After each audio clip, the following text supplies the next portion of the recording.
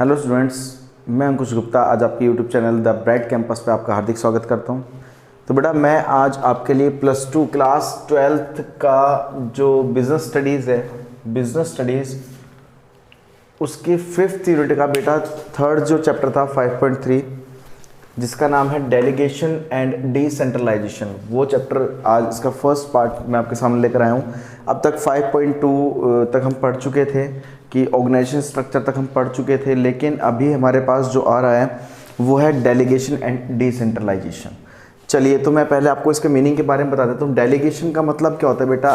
Assign करना, सौंपना, मतलब देना, डेलीगेट करना उसको। डेलीगेट का मतलब सौंपना होता है, देना होता है। अथॉरिटी, अथॉरिटी मीन्स अधिकार, अपने अधिकारों को सौंपना, that means delegation of authority. अपने अधिकारों को अब सौंप देना, जैसे मेरे जो राइट्स हैं, मेरे अधिकार है, मेरे जो अथॉरिटी है वो मैंने अब आपको सौंप दिया, यानी कि भाई मेरे कुछ पावर्स थे जो मैंने आपको दे दी है। So it refers to that process of interesting responsibility and authority and creating accountability of the person। कह रहा है डेलीगेशन ऑफ अथॉरिटी का मतलब क्या है बेटा? कि अपने अथॉरिटी, अपने रिस्पॉन्सिबिलिटी उस पर्सन को सौंप देना टू होम वर्क, जिसे काम करवाना है, ठीक है, उसको अपनी अथॉरिटी और रिस्पॉन्सिबिलिटी सौंप देना। और responsibility has been handed over, उसको हैंडेड ओवर कर देना, मतलब उसको हैंड ओवर कर देना, मतलब मेरी जो रिस्पॉन्सिबिलिटी थी, मेरे जो पावर्स थे, जो डिसीजन मेकिंग थे, जो मतलब right to take decision, power to take decision, जो मेरे पास अथॉरिटी थी मतलब डिसीजन लेने की, अभी मैंने वो किसी दूसरे व्यक्ति को सौंप दिया, that means delegation of authority. और बेटा वहाँ पर अकाउंटेबिलिटी, अकाउंटेबिलिटी का मतलब पता है क्या होता है? जवाबदेही, जवाबदेही कहने का मतलब क्या है? जिसको अथॉरिटी सौंपी गई है, जिसको रिस्पॉन्सिबिलिटी सौंपी गई है, कुछ भी गलत होता है तो जवाब वही देगा, ठीक है, जिसको सौंपी गई है। नेक्स्ट आता है बेटा कुछ एलिमेंट्स आते हैं डेलीगेशन ऑफ अथॉरिटी के, मतलब जो अधिकार, डेलीगेशन ऑफ अथॉरिटी का मतलब क्या होता है? अपने अधिकारों को सौंपना। उसके कुछ एलिमेंट्स हैं हमारे पास, ये देखिए एलिमेंट्स हैं। तो देखो बेटा हमारे पास 3 एलिमेंट्स आते हैं। पहला एलिमेंट क्या है? रिस्पॉन्सिबिलिटी। सेकेंड एलिमेंट क्या आता है? अथॉरिटी। और थर्ड एलिमेंट क्या आता है? अकाउंटेबिलिटी। तो कहने का मतलब क्या है? रिस्पॉन्सिबिलिटी, अभी जो मेरी एक बिजनेस के अंदर काम करने वाले मैनेजर की या कोई भी एम्प्लॉयर की जो रिस्पॉन्सिबिलिटी बनती है, वो अपने उत्तरदायित्व को सौंप देना, ठीक है, मतलब जो मेरी रिस्पॉन्सिबिलिटी बनती है, जो मेरे तो दायित्व हैं, वो मैंने किसी अदर पर्सन को हैंडेड ओवर कर दिए, दैट मीन्स रिस्पॉन्सिबिलिटी। यानी कि अब तक मेरी रिस्पॉन्सिबिलिटी बनती थी भाई बिजनेस के अंदर इस तरीके से काम को करना है, करवाना है, अभी वो मैंने अपनी रिस्पॉन्सिबिलिटी किसी और को सौंप दी है, मेरी जगह अब कोई और व्यक्ति काम करेगा।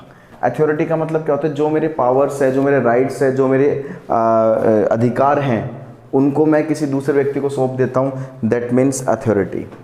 और अकाउंटेबिलिटी क्या होता है? मैंने अकाउंटेबिलिटी का मतलब बताया बेटा कि अकाउंटेबिलिटी जवाबदेही, मतलब जिस पर्सन को जो मैंने अपने राइट्स और अथॉरिटी और जो रिस्पॉन्सिबिलिटी दे दी है, अगर अब उससे कुछ भी काम में गलती होती है तो बेटा जवाब वही देगा जिसको authority, power to take decision लेने की पावर जो दी गई है, जो भी रिस्पॉन्सिबिलिटी दी गई है, उसका जवाबदेही वो व्यक्ति होगा जिसको रिस्पॉन्सिबिलिटी दी गई है।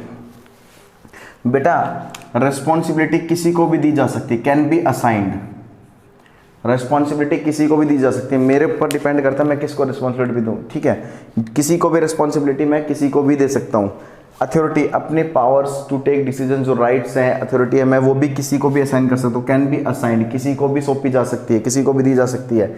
लेकिन accountability can not be assigned, can not, मतलब अकाउंटेबिलिटी जो होती है वो किसी और के ऊपर नहीं थोप सकते, ना ही सौंप सकते, क्योंकि अकाउंटेबिलिटी में क्या होगा, मतलब जिस व्यक्ति को अथॉरिटी और अकाउंटेबिलिटी रिस्पॉन्सिबिलिटी सौंपी गई थी, उसका जवाबदेही वही पर्सन होगा, ये किसी दूसरे पर नहीं सौंपी जा सकती। तो जो रिस्पॉन्सिबिलिटी होती है, अथॉरिटी होती है, वो दोनों हम किसी और पर सौंप सकते हैं, दे सकते हैं, लेकिन अकाउंटेबिलिटी किसी और के ऊपर नहीं दे सकते, ना ही सौंप सकते। तो बेटा आपको ये बात अच्छे समझ में आई होगी, अगर आगे तो स्क्रीनशॉट ले सकते हैं इसका बेटा आप। तो नेक्स्ट जो कंसेप्ट आता है हमारे पास वो है process of delegation of authority. मतलब जब अपने अधिकारों को सौंपा जाता है तो उसके भी कुछ बेटा प्रोसेसेस होती है, कह रहा है process of delegation of authority मतलब जो हम अधिकार, जो मतलब अपने पावर्स टू टेक डिसीजन, जो भी राइट्स, जो भी ड्यूटीज सौंप रहे हैं, जो भी रिस्पॉन्सिबिलिटी सौंप रहे हैं, उसके कुछ स्टेप होते हैं, उसकी कुछ स्टेजेस होते हैं, उसकी कुछ प्रोसेस होती है। पहली प्रोसेस क्या है? Assigning responsibility. असाइनिंग का मतलब वही क्या हो गया, देना या सौंपना। सबसे पहले अपनी रिस्पॉन्सिबिलिटी उसको सौंपी जाती है कि भाई जो मेरा उत्तरदायित्व बनता था बिजनेस को लेकर, जो मेरी रिस्पॉन्सिबिलिटी बनती थी, अभी मैंने वो किसी दूसरे व्यक्ति को सौंप दी है। तो सबसे पहला काम क्या होता है? Assigning responsibility. असाइनिंग रिस्पॉन्सिबिलिटी में मतलब कहने का मतलब पता है क्या हो गया भाई, जो, और देखो रिस्पॉन्सिबिलिटी हर एक ऐसे किसी को नहीं सौंपी जा सकती, जो उसके कैपेबल होगा, ठीक है, जो मैच्योर होगा, जो डिसिप्लिनर होगा, मतलब कहने का मतलब क्या है, जो अपने काम को लेके पॉजिटिव होगा, ठीक है, और पंचुअल होगा, उसी को रिस्पॉन्सिबिलिटी सौंपी जाती है। सेकंड आता है ग्रांटिंग अथॉरिटी। अथॉरिटी मीन्स अधिकार को दे देना। अपने अधिकार भी उसी व्यक्ति को दिए जाएंगे जो अपने काम में एक्सपर्ट होगा, जो पंचुअल होगा, जो डिसिप्लिनर होगा, जो मैच्योर होगा, ठीक है, जो पॉजिटिव होगा अपने काम में। और लास्ट में अकाउंटेबिलिटी फिक्स कर दी जाती है कि देखो यहाँ पर सब कुछ फिक्स कर दिया जाता है, जिसको व्यक्ति को जो काम अथॉरिटी रिस्पॉन्सिबिलिटी दी गई है, सबकी अकाउंटेबिलिटी फिक्स हो जाती है कि भाई अब इसका जवाब दे, आपको जो ड्यूटी दी गई है इसके अकाउंटेबल आप होंगे, इसका जवाब आपको देना पड़ेगा, आपको जो काम सौंपा गया है इसका जवाब आप दोगे। मतलब सबकी ड्यूटी फिक्स कर दी, सबकी अकाउंटेबिलिटी फिक्स कर दी, ठीक है। इससे क्या होता है, जो मैनेजर होता है उसका जो ओवरबर्डन होता है, जो बर्डन होता है उसके ऊपर, काम का प्रेशर जो होता है वो कम हो जाता है। तो बेटा आपको ये प्रोसेस बहुत अच्छे से समझ में आ गई होगी। आप चाहो तो इसका स्क्रीनशॉट भी ले सकते हैं। तो बेटा जो नेक्स्ट टॉपिक आता है हमारा वो आता है importance of delegation of authority. कह रहे हैं डेलीगेशन ऑफ अथॉरिटी मतलब अधिकारों को सौंपना, अपने ड्यूटीज सौंपना, अपने पावर टू टेक डिसीजंस को सौंप देना, वो क्यों ज़रूरी होता है एक बिजनेस के अंदर। तो सबसे पहले बात आती है कि इफेक्टिव मैनेजमेंट। देखो मैनेजमेंट इससे इफेक्टिव होता है। मतलब वो इफेक्टिव कैसे होता है, क्योंकि देखिए जब मैनेजमेंट अपनी अथॉरिटीज़, कुछ राइट्स होते हैं, कुछ रिस्पॉन्सिबिलिटी होती है, वो जब किसी एम्प्लॉय को सौंपते हैं तो क्या होता है, उसका एक तो ओवरबर्डन, जो वर्कलोड जो होता है वो कम हो जाता है, और दूसरा मतलब उनकी काम करने की एफिशिएंसी भी इंक्रीज़ हो जाती है। मतलब अदर काम में वो अपना टाइम लगा सकते हैं। दूसरी बात, इससे टाइम भी उनका बहुत ज़्यादा सेव होता है। जितना टाइम सेव होता है वो अदर एक्टिविटीज़ में अपना काम पर फोकस करते हैं। तो मैनेजमेंट यहाँ पर इफेक्टिव होता है। एम्प्लॉय डेवलपमेंट क्यों होता है कि एक एम्प्लॉय को, अगर हम एम्प्लॉय की डेवलपमेंट की बात कर लो, फिर मोटिवेशन ऑफ एम्प्लॉय की बात कर लो, इसमें यही कहना चाह रहा है वो कि अगर कोई मैनेजमेंट का कोई भी मैनेजर या मेंबर, एम्प्लॉयर अपने रिस्पॉन्सिबिलिटी, अपनी अथॉरिटी, अपनी ड्यूटीज़, अपने राइट्स, अपने पावर लेने के डिसीजन किसी एम्प्लॉय को सौंपता है तो एम्प्लॉय का डेवलपमेंट होता है, एम्प्लॉय मोटिवेट होता है, क्योंकि एम्प्लॉय को ये लगता है कि भाई हाँ, कि हमारी जो मैनेजमेंट है कितनी अच्छी है कि हम पर इतना विश्वास करते हैं कि अपने पावर्स टू टेक डिसीजन, अपनी अथॉरिटी, अपनी रिस्पॉन्सिबिलिटी हमें सौंप रही है। इससे क्या होता है, एक वर्कर मोटिवेट होता है एम्प्लॉय, और एम्प्लॉय जितना मोटिवेट होगा उसकी काम करने की एफिशिएंसी उतनी बढ़ेगी, और जितनी काम करने की एफिशिएंसी उसकी बढ़ेगी वो उतनी ही मेहनत से बिजनेस में अपने वर्क को परफॉर्म करेगा और उतना ही अच्छा अपना काम करेगा। बेटर कोऑर्डिनेशन बनाने के लिए भी, एक अच्छा कोऑर्डिनेशन बनाने के लिए भी, एम्प्लॉयर और एम्प्लॉय के बीच में अच्छा कोऑर्डिनेशन बनाने के लिए किसकी ज़रूरत होती है, हमें डेलीगेशन ऑफ अथॉरिटी। क्योंकि जब एक एम्प्लॉयर अपने एम्प्लॉय के साथ अगर बेटर कोऑर्डिनेशन बनाना चाहता है, बेटर रिलेशन बनाना चाहता है, तो वो क्या करता है कि अपने कुछ रिस्पॉन्सिबिलिटीज़ उसको सौंप देता है, मतलब डिसीजन लेने की पावर दे देना, ठीक है। उससे क्या होता है कि जो एम्प्लॉय होता है वो उसके साथ एक अच्छा कोऑर्डिनेशन बनाकर चलते हैं। वो उसको ये लगता है कि हमारी मैनेजमेंट कितनी अच्छी है, हमसे कितना अच्छा रिलेशन रखती है, तो उससे क्या होता है, कोऑर्डिनेशन भी अच्छा बन जाता है। तो बेटा ये 4 पॉइंट थे हमारे पास, ठीक है। पहला था effective management, second employ development, third motivation of employees, और फोर्थ बेटा मैं आपको बता चुका हूँ क्या है, बेटर कोऑर्डिनेशन बनाने के लिए भी हमें डेलीगेशन ऑफ अथॉरिटी की ज़रूरत पड़ती है। तो बेटा अब हमारे पास एक टॉपिक आता है डिसेंट्रलाइजेशन। देखो एक अच्छा टॉपिक है, बहुत इजी टॉपिक भी है। एक वर्ड आता है बेटा सेंट्रलाइजेशन।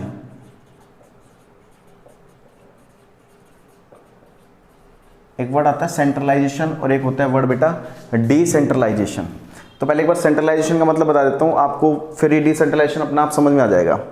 जिसमें power to take decision, centralization के बारे में बता रहा हूं बेटा मैं तुम्हें। पावर टू टेक डिसीजन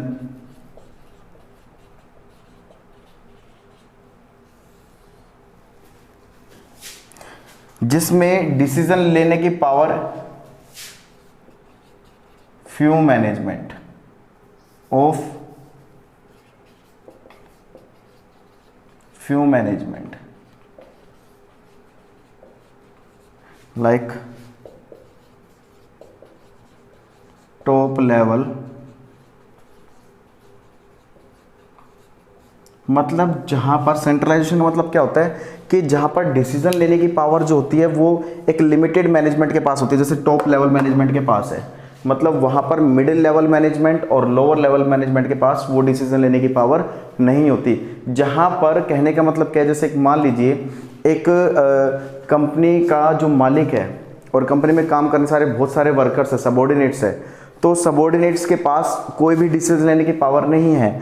यानी कि एक सबॉर्डिनेट को अगर किसी वर्कर को छुट्टी चाहिए तो वो खुद डिसीजन नहीं ले सकता, उसके पास डिसीजन लेने की पावर नहीं है। वो किसके पास जाएगा, एक उस कंपनी के ओनर के पास जाएगा, यानी कि वो परमिशन देगा तभी वो छुट्टी कर सकता है, अदरवाइज नहीं कर सकता। यानी कि सेंट्रलाइजेशन का मतलब क्या है, कहने का मतलब power to take decision of few management like top level management. Power, decision लेने की पावर टॉप लेवल मैनेजमेंट के पास होती है, यानी कि जो भी अगर डिसीजन लिया जाएगा, जो भी कुछ किया जाएगा बिजनेस के अंदर, वो खाली टॉप लेवल मैनेजमेंट के हाथ में होती है। और डिसेंट्रलाइजेशन का मतलब क्या होता है कि डिसेंट्रलाइजेशन में पावर टू टेक डिसीजन मतलब मिडिल और लोअर के भी हाथ में होती है, मिडिल लेवल मैनेजमेंट और लोअर लेवल मैनेजमेंट के हाथ में भी होती है, यानी कि उनको जो भी डिसीजन लेने होते हैं वो खुद ले सकते हैं। एम्प्लॉय के हाथ में भी होती है, यानी कि middle level management, lower level management यानी और एम्प्लॉय, ये भी कह सकते हैं, यानी कि अपने डिसीजन ये खुद ले सकते हैं। That means decentralization. जहां पर कहने का मतलब क्या है, जिसमें डिसीजन लेने की पावर खाली टॉप लेवल मैनेजमेंट के हाथ में हो, दैट मीन्स सेंट्रलाइजेशन। और डिसीजन लेने की पावर टॉप के पास भी, मिडिल के पास भी, लोअर के पास भी और एम्प्लॉयज के पास भी डिसीजन लेने की पावर कि अपना डिसीजन खुद ले सकते हैं। That means decentralization. देखो बेटा इसका मतलब पढ़ के देखते हैं। It is an expansion of delegation of authority, मतलब अधिकारों को ज्यादा से ज्यादा सौंपा जा सकता है। अधिकार यानी कि power to take, authority means power to take decision लेने की पावर यहां पर क्या कर दी जाती है, बढ़ा दी जाती है। यानी कि पावर, डिसीजन लेने की पावर अब काफी लोगों के हाथ में है, तो वो एक्सपेंशन मतलब बढ़ा दिया गया है। Authority means power to take decision. Under decentralisation number of decision taking points increase. यहां पर डिसेंट्रलाइजेशन में जो नंबर ऑफ डिसीजन टेकिंग है, मतलब यहां पर डिसीजन लेने वालों की संख्या बढ़ा दी जाती है, मतलब हर कोई व्यक्ति डिसीजन ले सकता है। कहने का मतलब समझ में आ गया, सेंट्रलाइजेशन और डिसेंट्रलाइजेशन का मतलब। इसकी इंपॉर्टेंस देखिए, डिसेंट्रलाइजेशन की इंपॉर्टेंस है। अगर मान लीजिए क्यों जरूरी है बिजनेस, एक बिजनेस के अंदर डिसेंट्रलाइजेशन क्यों जरूरी है, इससे क्या होता है कि सबसे पहले develops initiative among subordinates. Subordinates जो होते हैं, हमारे वर्कर्स जो होते हैं, उनका डेवलपमेंट होता है। क्यों? क्योंकि उनके हाथ में पावर आ गई डिसीजन लेने की, वो अपना डिसीजन खुद ले सकते हैं। डिसीजन खुद लेंगे तो क्या होगा कि वो उनकी काम करने की एफिशिएंसी बढ़ेगी। उनको ये लगेगा कि देखो हमारे हाथ में डिसीजन लेने की पावर है, हमें किसी की परमिशन लेने की जरूरत नहीं है। तो वो क्या होता है, उनकी काम करने की एफिशिएंसी बढ़ती है, वो मोटिवेट होते हैं कि भाई हमारे हाथ में एक मैनेजर ने, एक मैनेजमेंट ने हमारे हाथ में डिसीजन लेने की पावर दे दी है। सो सेकंड आता है क्विक डिसीजन। यहाँ पर डिसीजन भी क्विक लिया जा सकता है। क्यों? क्योंकि सबके हाथ में पावर जो है वो डिसीजन लेने की आ चुकी है। तो अपना डिसीजन, मैं अगर मुझे अपना डिसीजन लेना है तो मुझे टॉप लेवल मैनेजमेंट के पास नहीं जाना पड़ेगा, मैं खुद अपना डिसीजन ले सकता हूँ और तुरंत ले सकता हूँ। तो वहाँ पर डिसीजन भी क्विकली लिया जाता है। बेटर कंट्रोल क्यों होता है? क्योंकि हर एक बिजनेस में जब मेरे पास अगर डिसीजन लेने की पावर है, मैं अपने माइंड से मुझे कुछ नई टेक्निक्स को यूज करना, तो मुझे किसी की परमिशन नहीं लेनी, मुझे किसी से कंसल्ट नहीं करना, मैं अपनी टेक्निक्स को खुद यूज कर सकता हूँ और काम को और बेटर बना सकता हूं, बेटर कंट्रोलिंग की जा सकती है। और यहां पर relief of top level management, यहां पर टॉप लेवल मैनेजमेंट को रिलीफ मिल जाता है, क्योंकि टॉप लेवल मैनेजमेंट ने क्या किया, डिसीजन लेने की पावर सभी को दे दी है। तो उसका जो वर्कलोड है टॉप लेवल मैनेजमेंट का, वो बिल्कुल खत्म हो जाता है, कम हो जाता है, क्योंकि उसने अपनी जो अथॉरिटी है, पावर टू टेक डिसीजन है, वो कई लोगों के हाथ में सौंप दी है। तो कह रहा है अपना काम आप खुद कीजिए, डिसीजन खुद लीजिए, इससे क्या होता है, टॉप लेवल मैनेजमेंट को रिलीफ मिल जाता है। तो बेटा आज के इस चैप्टर में इतना ही था, और ये हमारा जो 5th यूनिट है 5.3 भी हमारी खत्म हो चुकी है। तो आई होप आपको बहुत अच्छे से समझ में आई होगी। अगर जिस बच्चे को समझ नहीं आया वो दोबारा प्लीज़ इस वीडियो को रिपीट कर सकता है। तो नेक्स्ट वीडियो में हम 6th यूनिट जो कि है स्टाफिंग, उसके साथ मिलेंगे। आई होप आपको बहुत अच्छे से समझ में आया होगा, और प्लीज़ इसको दोबारा भी देखना, और रिवीजन जितने ज़्यादा से ज़्यादा हो उतना आपको करना है। Thank you.